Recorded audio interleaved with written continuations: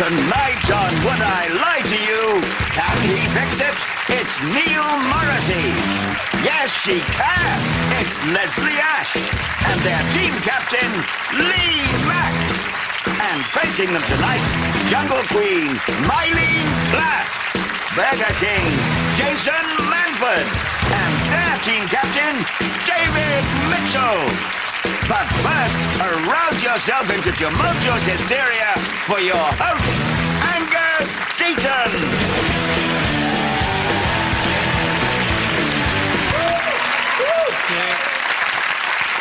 Good evening and welcome to Would I Lie to You? 30 minutes of exposing truth and peddling lies featuring some of the country's most available talent.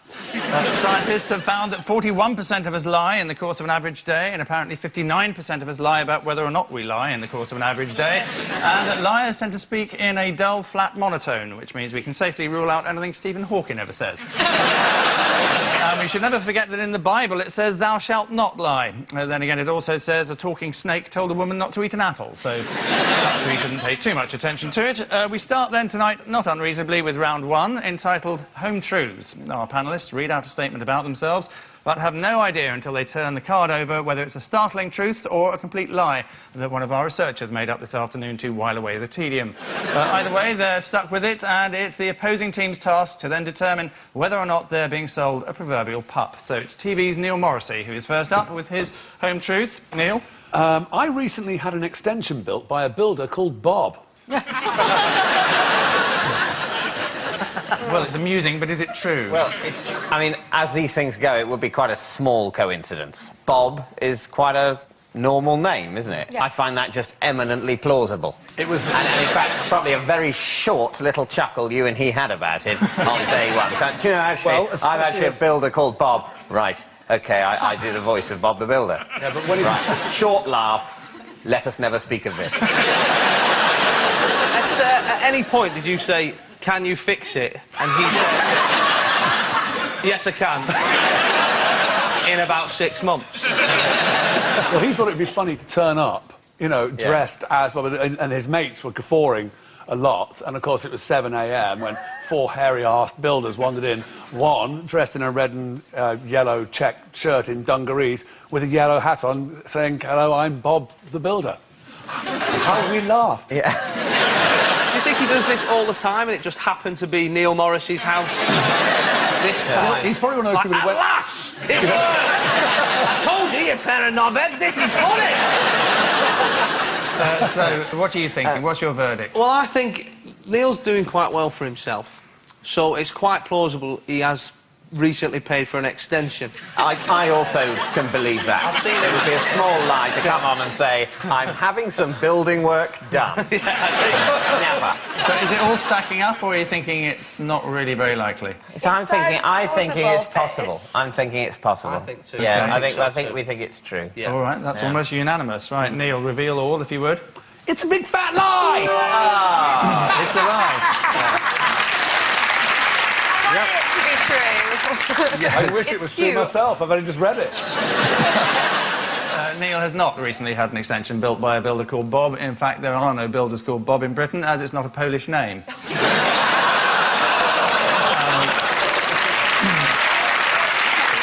And so, to Jason, for your home truth. OK. I have beaten Gary Barlow at Crazy Golf. We were all hoping that would end with over the head. Lee, what do you think? When was this? This was 12 years ago. And how come you were both on a crazy golf course together? I was up in Blackpool, and there was just a massive Crazy Golf just on the promenade, and I was having a game of golf, and he was there with his family. So and at the peak of his fame, Yeah. he was playing crazy golf. With his family. With his family, yeah. Well, he's a family man. And no one else had noticed him at this point. It was... This is Blackpool. There's a lot of famous people. Yeah. Who won? Can't remember. Oh. Actually, that's a good bit of truth. Did he not say he beat Gary Barlow? Because you said over the head. My teammate here has made a very good point here. What? You did say I beat Gary Barlow, because I did that bad joke about beating him over the head. You did. And now... You can't remember. So basically what's happened is, Jason, 12 years after the event, Yeah. you've remembered you beat him, Yeah. and 2 minutes after you've said it, you've forgotten it. Isn't memory a funny thing, the way it works? I think he's lying. Well, You're nicked! So, Lee, I wonder which way you're going to jump on this one. Hey, you've been ashed. Well spotted. I So, think we've got to say that's a lie, haven't we? yeah. they're I saying think we say that's it's a a lie. lie, Jason. It's actually a lie. Yeah, it is complete rubbish. Jason has not beaten Gary Barlow at miniature golf. As it happens, Gary has a handicap. He's too fat and he can't dance. Take that. I've always been keen on miniature golf, or as Mark Owen calls it, golf. So Lee is next. I was Red Rum's stable boy. How old were you? I was probably 16. Did he ride him? Pardon? Yes, I did actually ride him. Yes, did ride him. When did Not in the Grand National, obviously. Right. You rode Red Rum sort of just around the farm to give him a bit of exercise. It's in not a his dotage. cow. It was a horse. Racehorses don't live on farms. They live in stables, horse racing yards. They're very Yeah. professional outfits. I'm afraid, they don't go to me- Grand National winner, but I haven't got time to clean him. Let's do chicken. Look, horses are animals. They live in places with other animals in the country. To me, that's a farm. You want to call it a stable? I'm not interested. There's You're no wasting other your animals breath. in a stable. Oh, it was right in the middle of town, was it? Well, listen, You it happens, yeah. block of stables. It's exactly where What we were. floor did Red Rum live on? Rum- And what did you gave him a bit canter down the staircase? See, you see, listen, smart ass, listen. What's in it? Listen. Red Rum famously actually was trained on the beach, and that's where he was trained. So did you want to be a jockey then? Yeah, a jockey. Eventually, I wanted to be a jockey, but I wanted Did to you start. try? Did I try? Yeah. What, are you the YTS careers officer? I did my best. I mean, I got up at 6 and shoveled shit. How hard do you want me to try? I'm sat on the horse risking my life, yeah. I want to make a jockey. Well, you just haven't tried. You're quite tall for Yeah, a so I was jockey. gonna say, I am, yes, Potential very tall for a jockey, that's right. Now, you know the answer to the question, why didn't you become a jockey? Are they really careful, though, about who they let on their absolute prize horses just in case they get a bad technique? Well, as it happens, it's a good question, that, because you'd think they would be, wouldn't you? But my job was stable boy, and all the others went out and rode the horses, whereas I was left to muck out, hence the word stable boy. And I thought, I'll have a quick go on that. So I jumped on his back, rode the finish to the Grand National, did the commentary as the horse ate his hay, and the boss's son caught me as I was going, and it's hats off and a tremendous reception. What happened when the boss's son caught you? I was disciplined in a way that only a stable boy of 16 can be. You don't think it's true? I don't think it's true. You don't think it's true either? I just don't think it is. We They're think it's a saying lie. It's a lie. OK, let's see how correct you were. It is, in fact, the truth. God's honest truth. Yeah. It's true, Lee was Red Rum's stable boy. Red Rum was put out to stud after his career ended. He sired several moderately successful horses and Amy Winehouse. So at the end of this first ordeal, it's David's team who are experiencing one or two teething problems, trailing as they are 3-1.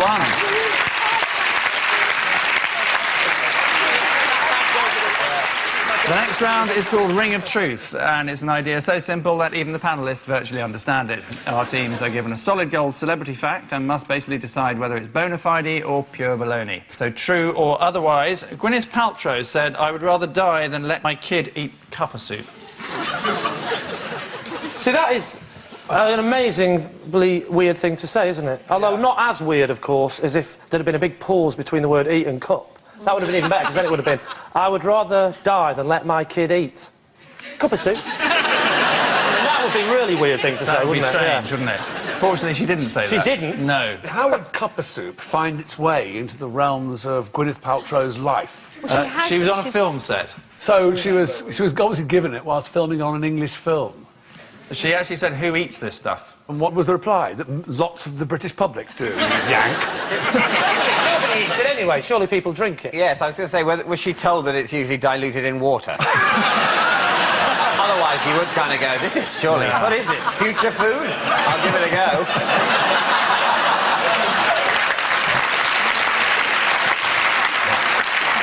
What's her husband's name again? That famous Chris bloke? Martin, yes. Yeah, he's in a band. Does he like cuppa soup? Do we know anything about Of course, him? everyone knows Chris Martin likes a cup of soup. Are you mad? He has all the flavours written on the back of his hand.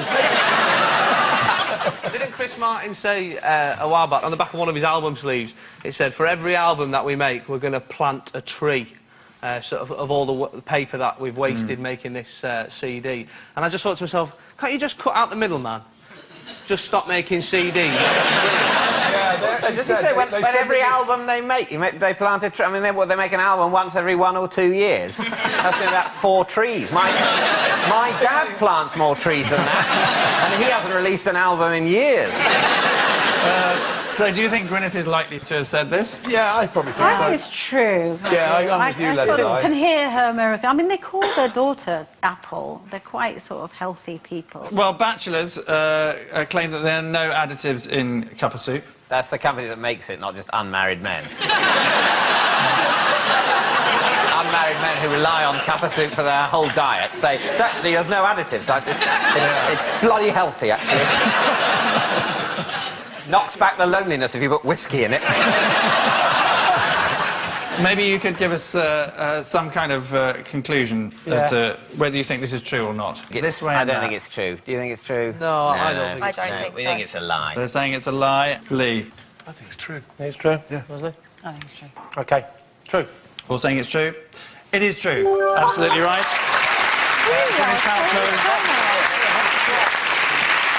Gwyneth Paltrow would rather die than let her child eat cuppa soup. In fact, any child of Gwyneth's is more likely to be named cuppa soup than served it. The next round goes by the curiously abridged title of This Is My, in which David's team all claim to have a close association with tonight's special guest person. The task for Lee's team, should they choose to accept it, is to identify which of them is for real. So please welcome this week's special guest person, Jill.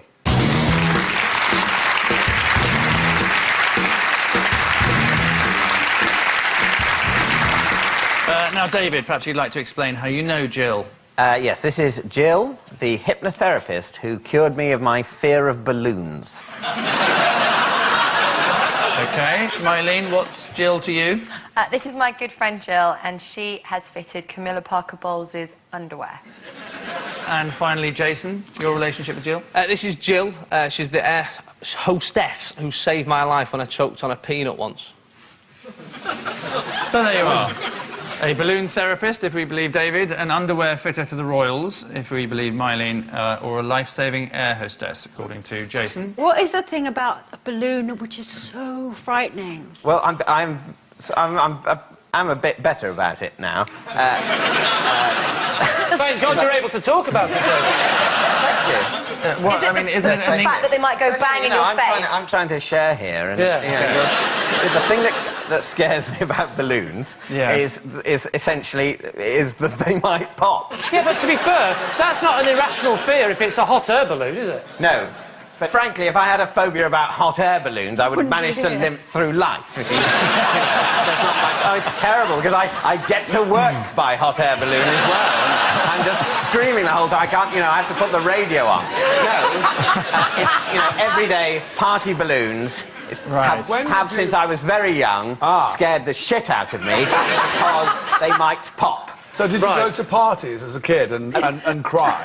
Yes. Yeah. And then I wouldn't go to parties as a kid, and my parties there were no balloons. And I want to know about the peanut in the throat and the possible Heimlich. I mean, how were you saved? Heimlich, yeah. Oh, you've helped him out there, haven't you? Does she look strong enough?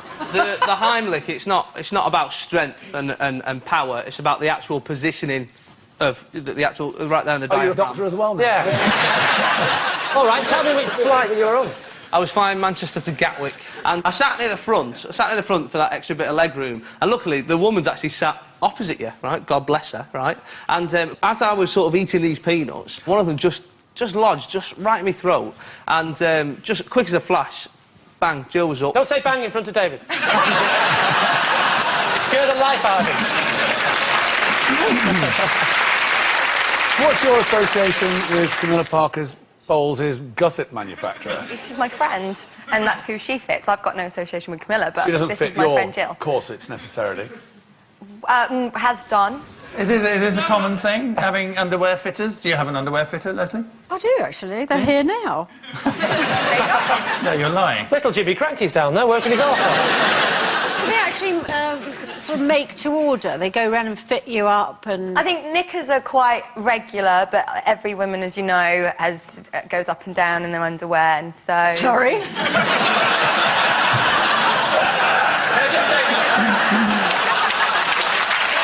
So I need to press you for an answer here, Lee.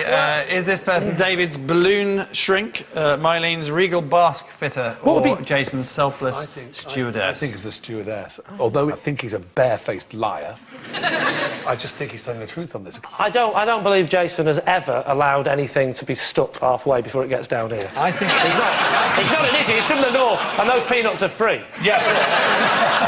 I love the balloon thing, because it's just so sweet.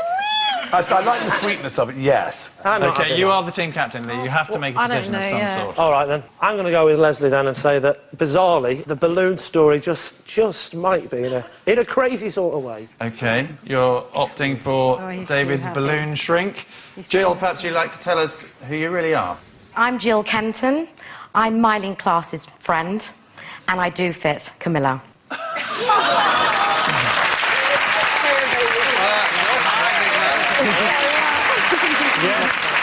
Yes, indeed. Jill is Mylene's purveyor of pants to the Royals. Well done, and thank you for coming, Jill Kenton.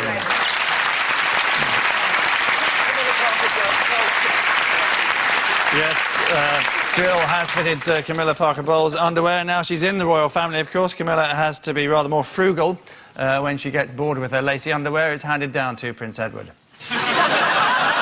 And so to telly tales around in which classic TV shows of yesteryear are resurrected for our viewing pleasure. And Lee's team then intrigue us with an additional related fact. This week, our specialist area is Saturday morning children's TV, a world where men's knitwear plummeted new depths and disaster was always just a haircut away.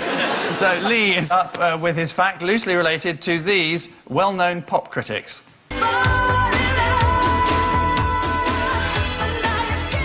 That's Pepsi and Shirley and Heartache. Mrs. Thatcher, what about you? I didn't think it sounded like Heartache at all. I thought the nearest it got to Heartache was that almost ballet bit, you know, with several people standing up in the background moving. That was the nearest to Heartache. Otherwise, it was thump, thump, thump. I accept very professional, but nothing like Heartache. Yes, yes, good voices, professional production, but not quite what I would expect of Heartache. I would say 3. 3 for you. Yes. Would you dance to it?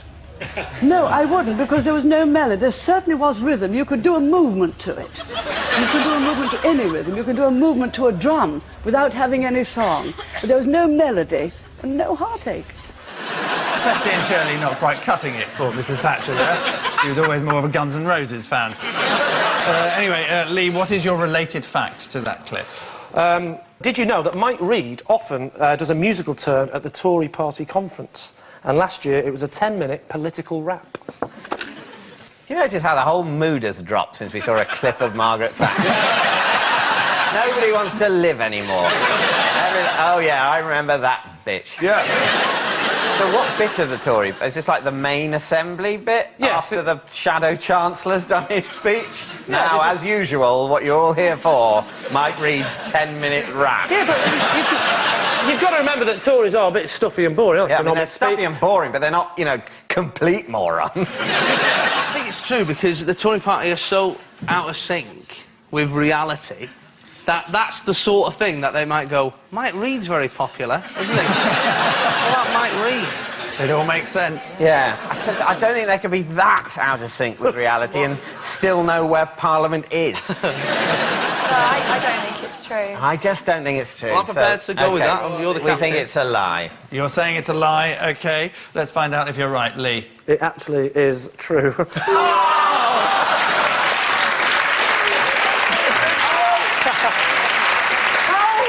It's a very hard way to do this. I'm sorry.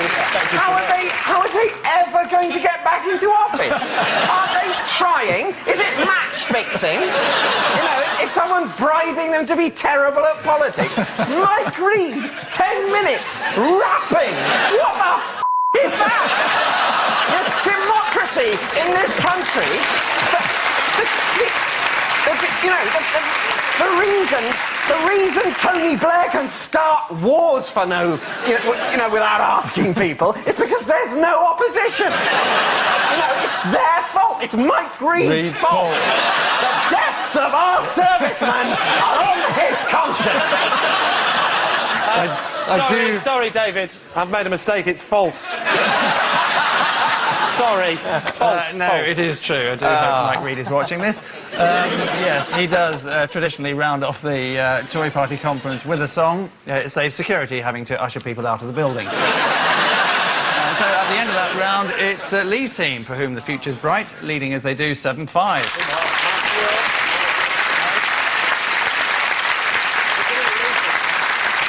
And so, joyously, we come to the final round, some quick-fire truths and/or lies for our panellists. And remember, they still have no idea what's written on the other side of the card, sensational truth or utter tosh. Starting now, Leslie.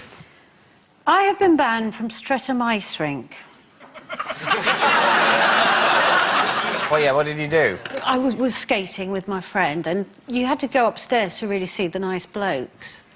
And I didn't know, unbeknown to me, but you weren't allowed upstairs. And so we got asked to leave downstairs, and I just got a bit gobby.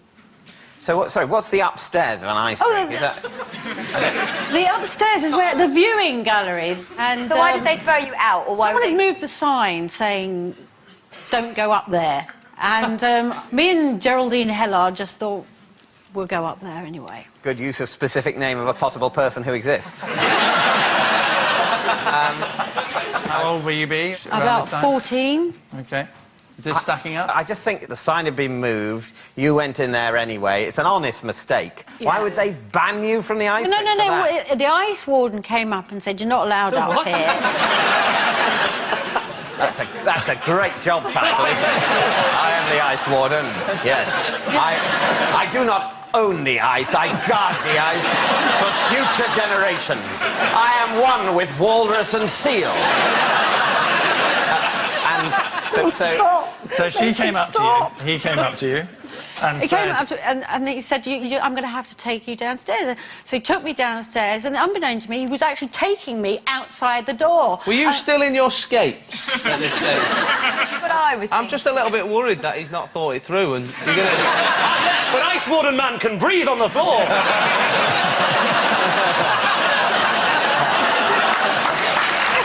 All the way home! Me and Geraldine Hellard tossed out into the street in our sheepskin coats, and I just turned around and went, "F*** off!" So that might have been when you were back. It was the obscenity to the ice warden moment. Ice warden. Yeah. So ice wardens don't take kindly to that. No. Dave, what's your conclusion? I don't really believe this. You know what, though? It's so bad, it's good. I think it's a lie. Right, well, there's two of us think it's a lie, so I think we say it's a lie. Yeah, they're saying it's a lie. OK, the truth then, Leslie? It's true. Oh. It is completely true. Nice work, Leslie. It's true. Leslie is banned, or was banned, from Streatham Ice Rink. In 1984, Torvill and Dean's thrilling Olympic win caused such an upsurge of interest in ice dancing that they were given their own show just 23 years later. Next, David. I have formulated a 5-point plan for surviving if I were in prison. David, please tell us this 5-point plan for surviving in prison. OK. One, I have to use the fact that I've got a degree in some way. I have to sell the fact that I, have knowledge. Right. Secondly, I have to, in some way, find someone who is physically strong to try and, save me, from the big men and the soap dropping and the bum. Thirdly, I have to make sure that this person isn't a person who will bum me. Fourthly, I need to have some commodity I can sell, so I need to have some deal with someone I knew on the outside, bringing in something like, cigarettes, so that I could, sell them to other inmates. Right. And number 5? Number 5 would be to get a PhD while I was in there. What is the likelihood of you actually going to prison? Well, cut a long story short, I did a terrible, terrible thing, but I got away with it.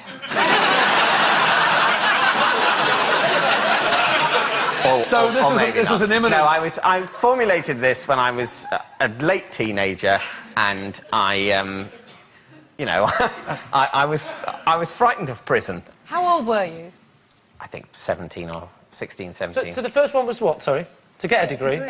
No, that was the last Use one. his degree. No, the first one you said was to use your degree. Use your But you were 17. So part of your 5-point plan of how to survive in prison is I must get a degree, and number 5 is I must get a PhD. It's this kind of talk that's going to get you into trouble in prison in the first place. It wasn't 5 topics of conversation when in prison. Oh. I wasn't going to bring these things up. So what are you going to do while you're here? I seem to have a cocktail in my hand. Why am I the only one? Oh, I've got my cocktail. Don't pick it up. What are you thinking, then? Do you know what? I'll tell you why I think it's true, is because Dave is one of the few people I know that if he did do a 5-point plan, if I was doing a 5-point plan, it would be like, get a brick, get a rounder's bat, get something else that's big. But David involves 2 forms of education within the plan. Degree, PhD. Maybe I should make it a 7-point plan and get the masters. I think it's a lie. No. What do you think, Leslie? I think it's bullshit. I'm with you, Leslie. You're a big liar. I think she's lying too. So, Lee, you're the team captain. What's your verdict? I think that what he's saying is utter rubbish, and that's a lie. David, put us out of our misery. Yes, I'm afraid to say it is a lie. It is. Yes. Well, abuse. Absolutely right, it is a lie. David has not formulated a 5-point plan for surviving if he were in prison. Are there other cards in here, like, you know, you had 19 different names for your grandmother? What are they? Granny, Nan, yes. A 5-point plan for how to survive in prison. I've got no idea how to survive in prison. Don't go to prison. Only commit crimes you can get away with. Yeah. That was horrible. That was nasty. Next, Leslie, again. I have never eaten an apple, not even taken a bite. Why not? No, I'm actually allergic. It's really upsetting. How did you find out you're allergic to apples? Actually, only to the green variety, which is like either the Golden Delicious or the Granny Smith. I don't know what it is. It's something in the skin that makes it green that I get allergic. So you've eaten other apples that are not the ones you're allergic to? I'm all right with the yellow ones. Oh, so you've eaten the yellow ones? Yeah, and red ones. So just read your statement again. I have never eaten a green. A green.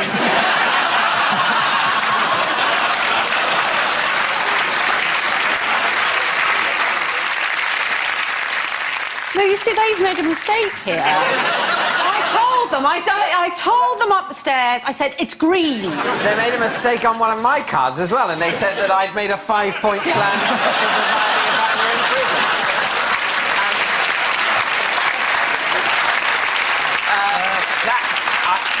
Could I possibly push you for a verdict? I think that's a lie. You're saying it's a lie, Leslie? Tell us. Oh, it's... Surprise, surprise. A lie. It is a lie. And that electronic flatulence signals the end of that final round, and it's Lee's team who are tonight's conquerors, having vanquished David's team 11-7.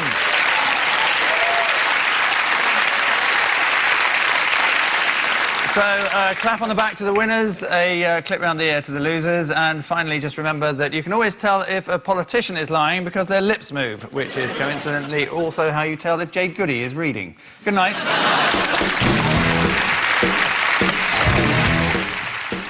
The Mining Class is back on BBC One with The One Show, weekday nights at 7.